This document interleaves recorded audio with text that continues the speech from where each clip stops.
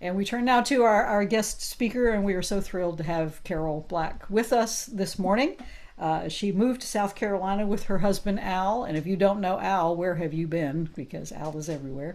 But they moved here in 2008, and they lived most of their lives and raised their four children in Indiana. And Carol got her PhD from Purdue University, and they moved south for her to begin a teaching career in sociology and criminal justice when Carol was 55 years old. And she has taught at three institutions here in South Carolina, but she's been at Morris College for the past 11 years. And she and Al joined the Baha'i faith together when they were both teenagers. And at the same time, they decided to get married. So they now have eight lovely grandchildren spread out in Wisconsin, Indiana, North Carolina, and Pennsylvania. So we're very happy to welcome Carol this morning. And I'm going to stop sharing so she can share her screen and we can enjoy her presentation. Carol, thank you for All joining us. right. Thank you so much. And I just first want to mention John myself because he was very encouraging to me at the time I met him when I was teaching at Newberry College. And I think it was through Interfaith Partners at that time, long time ago. And I've been to your church a couple times. Once was with a festival they had that you all had. I don't know what year that would have been. It would have been around 2010, maybe something like that. And John encouraged me to do something with children at this event. And so, that's when I met Holly Elmore also. And so I did. I did children's stuff on virtues. And it- he encouraged me to try to find a way to do that, like with schools, but I never got that done. But he just was I guess, yeah, the word compassion, kind person, that kind of things come to mind. So I am certain he will be missed greatly.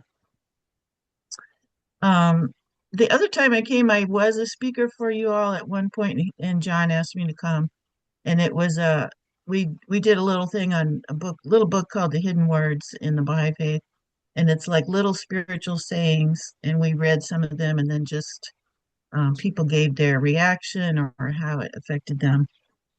So, and a long time ago, way long time ago, I did walk to a UU church in my hometown. I used to attend their services once in a while. So I appreciate you all, and I appreciate you being here even after your busy day yesterday and all that you're doing. So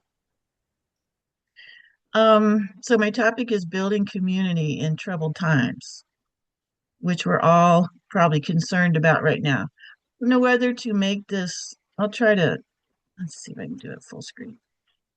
I guess that's better. Um, Yep. okay. So I will bring in Baha'i writings and just kind of tell you all what we're doing. And I'm not gonna, I'm just gonna give teeny tiny little background on the faith for those of you that might not know much at all about it. So, good website to look is Baha'i.org. Its origins are in Iran, believe it or not, in mid 1800s. It was a new religion at that time, and it's now a global religion. This is the temple in Wilmette, Illinois, up by Evanston. If you ever get to go, it's well worth visiting. The pictures don't do it justice. It just kind of takes your breath away when all of a sudden you see it. But it's an example of it's the only Baha'i temple in the United States, so that tells you how much we do not use buildings actually. It's a beautiful site and all are welcome to go into it. So this is I gotta get my own screen. Let's see, I'm gonna put this down here. This is the basic Baha'i philosophy as far as religion that God has given all these messages to one creator at different times throughout history and will continue to do so. And so we see all these messengers here as speakers, from God, like messengers from God. And we see this as well, I'll just read the quote. All the prophets of God abide in the same tabernacle, soar in the same heaven, are seated upon the same throne, utter the same speech, and proclaim the same faith. So the founder of the Baha'i faith, he has a title which just means the glory of God. In Arabic, it's Baha'u'llah. So that's our basic, way that we look at religious history. As far as Baha'is in Iran, they've always been persecuted there. They were never accepted there. If you can imagine a new religion coming after Muhammad, they were not too thrilled about that. And with teachings about equality of men and women, for example, and education for all, the unity of religions, it did not go well. And they've always been, actually, in the early days, there were 20,000 followers killed, Wow. just flat out, martyred and killed. And it still, unfortunately, goes on today that they're not allowed to go to college. They've just been used as a scapegoat group um, in their society. And so, even our Congress, our congressional representatives here in the United States, have many times throughout the years written, I don't know what you call it, but like a resolution in their support and made it public so that that actually helps the Baha'is of Iran when they do that. And we're working on another one today because things are kind of ramping up and getting worse for them over there. So, if y'all want to help me, I don't know, you could help me read some of these quotes that come up. And I do have my timer on, believe it or not. So I am watching my time to be about 20 minutes or so. So, anybody want to read this short quote up here? The earth is one country, and mankind its citizens. Thank you. So, these are some of the other Baha'i temples around the world in the picture. You can see um, they all are different from one another. What they have in common is each one has 9 different sides, and you can come into the temple. There's like 9 doors, and it just means that different ways that you can come to on your spiritual journey from different paths to the same source of all creation. I can point out that I don't know how well you can see it, but this one is Germany. I don't know if you can see my arrow. Can you see that? Mm-hmm. This is in Germany. The one up here is in Australia. I think this is the one in Panama. This is the newest one in Chile, South America. Actually, I'm gonna reduce. No, that doesn't help. So the way I designed this, you can't see it, but the one in India back here is probably the most beautiful. It's in the shape of a lotus flower, so that goes along with excuse me, their culture. In fact, I'm trying to see where to make it full screen again. Um, they were not going to be allowed to build a temple there. They said, we don't want a building there. And then when they saw the design, they said, oh, that's a flower. That's not a, you know, building. So they allowed it to be built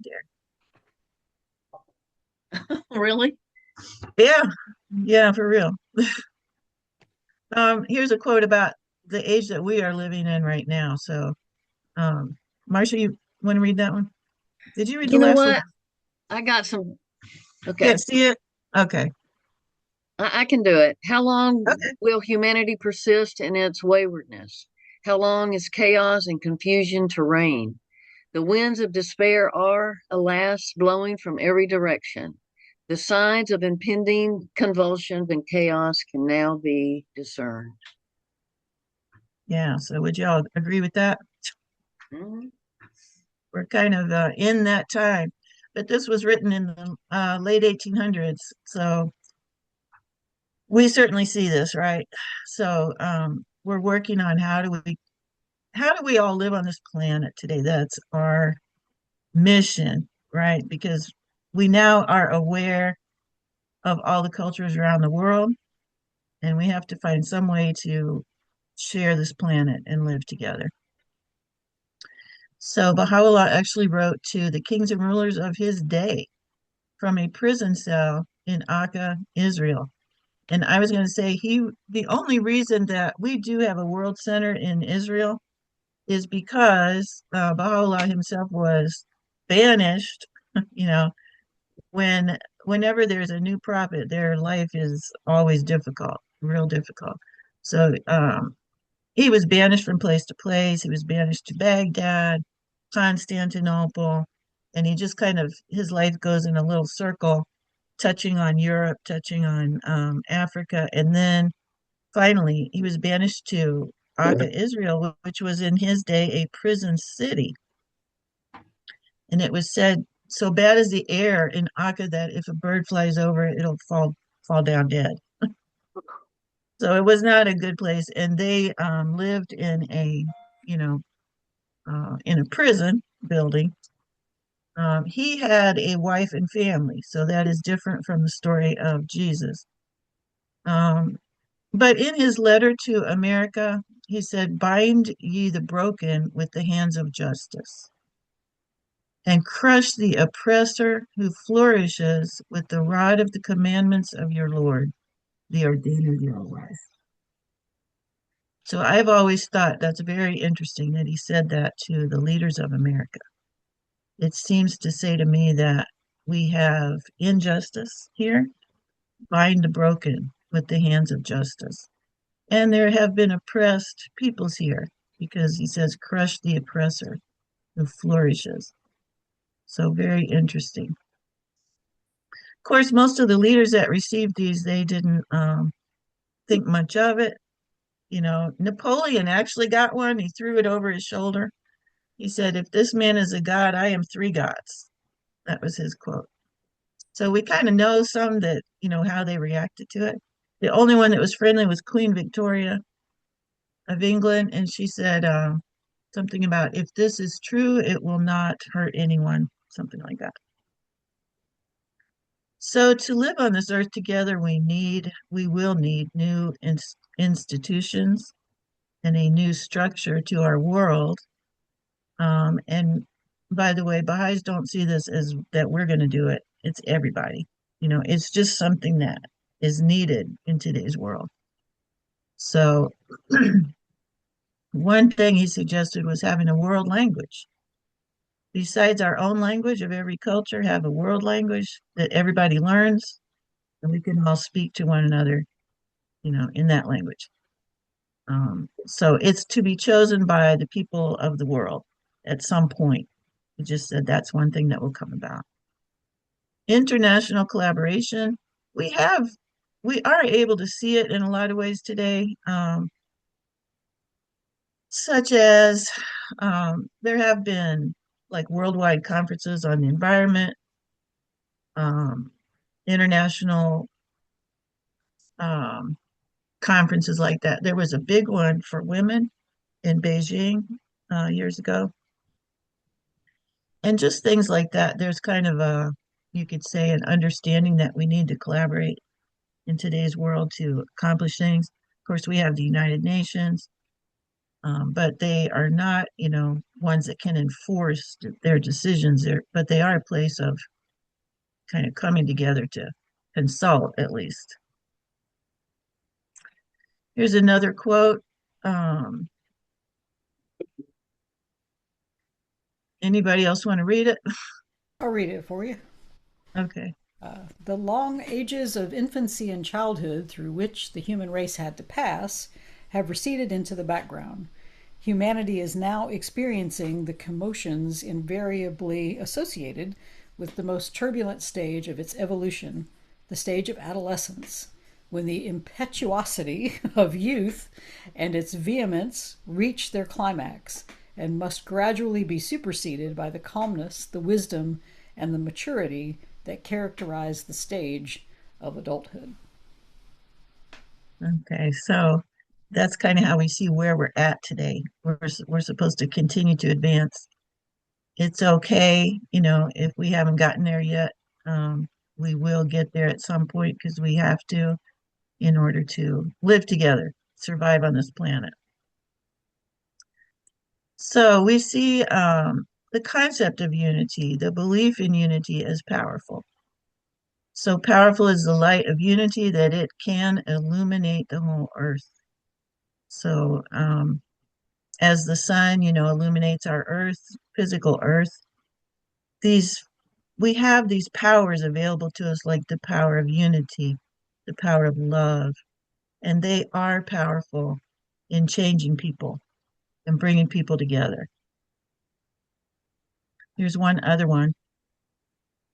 When a thought of war comes, oppose it with a stronger thought of peace. A thought of hatred must be destroyed by a stronger thought of love. Do not despair. Work steadily. Sincerity and love will conquer hate. Will conquer hate. So, if anything, I hope, today's few minutes here kind of uplifts us to think maybe it's possible. Maybe we got to keep working at it. So, who will build this peaceful world? And this is where we get into the more down to our, level, you and me. Baha'u'llah said, let your vision be world embracing rather than confined to your own selves. So it's really up to all of us. And I'll tell you 4 things that Baha'is are doing right now that we're working on worldwide. This is worldwide, same thing. So it said we have a twofold moral purpose. One, we have the obligation, the responsibility to work on our own selves, our own inner selves, try to make them as pure as possible. That's a constant, lifelong thing. And then work on transforming our society as well. So how do we do that? So one thing is through devotionals, what we call devotionals, and they vary by cultural group, as you can see in a couple of pictures here. They are just gatherings of people around you. And what we're talking about in most of these things is reaching your friends and neighbors. Like, who is your community? Who do you, come into touch with during your days?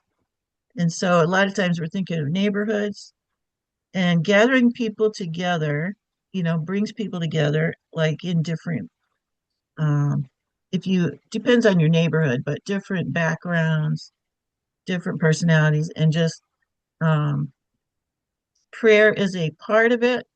What my husband and I do, Al and I do, some of you know, we hold these what we call devotionals, but people can bring any quote that inspires you, anything you want to share. And so we usually start with a prayer. We at least have a prayer, in the meeting, but then people can sometimes, in the people we know, they share a poem, they'll share a quote, even a song.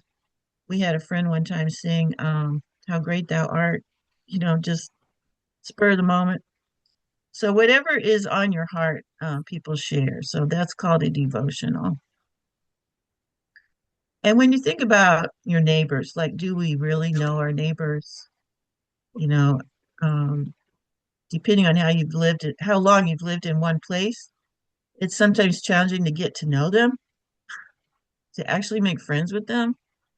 So we are encouraged to do that and just see who's out there. I have one lady that lives next door to us, literally next door, around the corner, Mhm. and she never comes out. Like, she's an older lady, and she's afraid to come out. So anyway, she just has a habit of not doing that.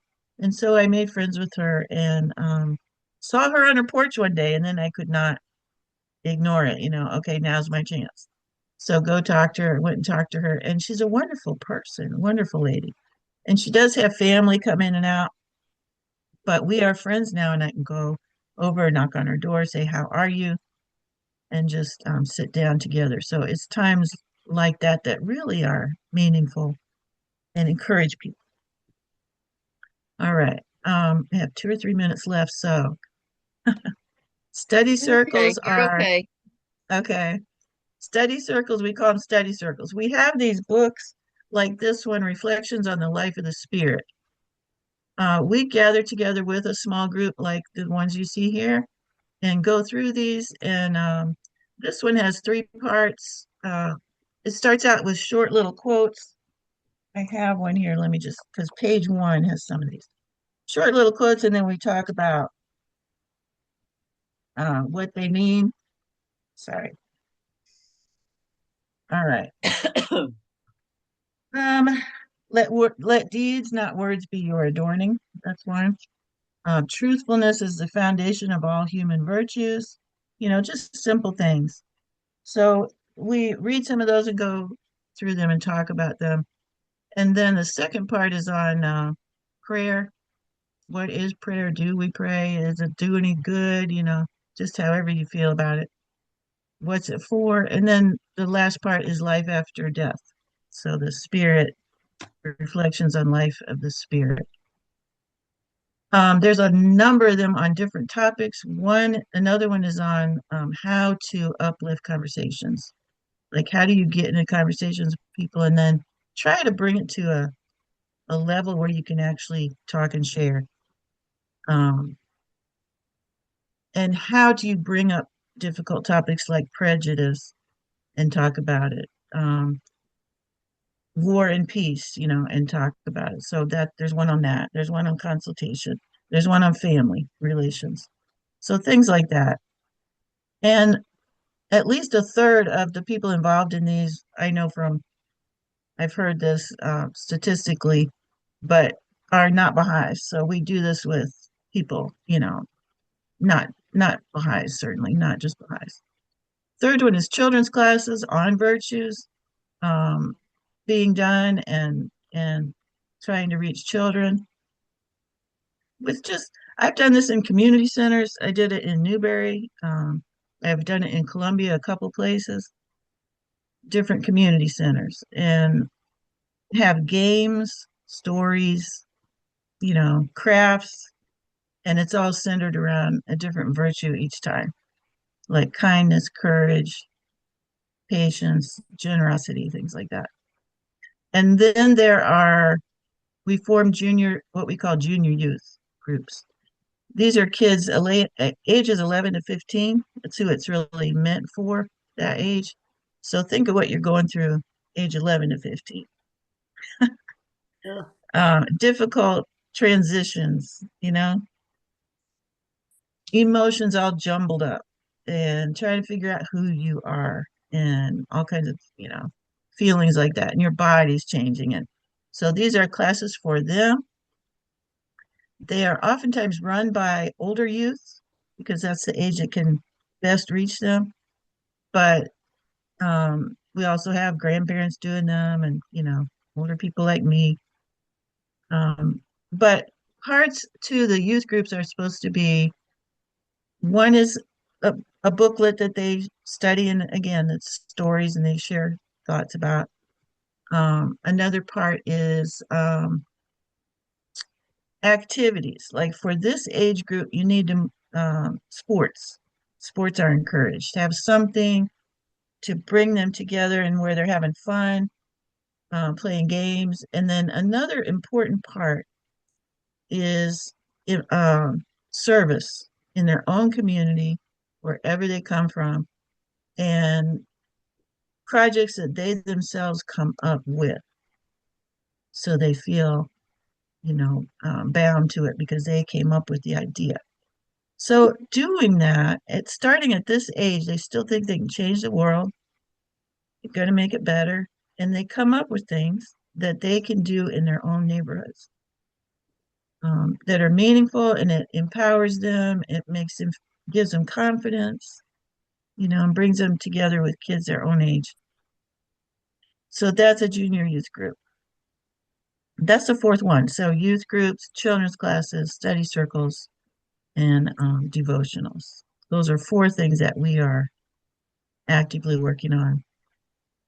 Like I said, around the world, from here to rural Africa to, South America, everywhere. So we're just encouraged to contribute to the life of our society and work with like-minded groups. So we try to find, oops, sorry, that's the wrong color. Try to find groups that we can collaborate with and that have, similar goals, things like that. We are to be anxiously concerned with the needs of the age we live in and center our deliberations and on its exigencies and requirements. So anything to bring different groups of people together. Does anybody want to read this last one? The fundamental purpose animating the faith of God is to promote the unity of the human race. Whatsoever is raised on this foundation, the changes and chances of this world can never impair its strength, nor will the revolution of countless centuries undermine its structure. Thank you. So like even just looking at this picture, look at all those kiddos and they're getting this gift. Somebody's doing something with them, and for them and bringing them together. That kind of thing is very nice. So thank you all for that short presentation. Hope it was something you enjoyed and meaningful.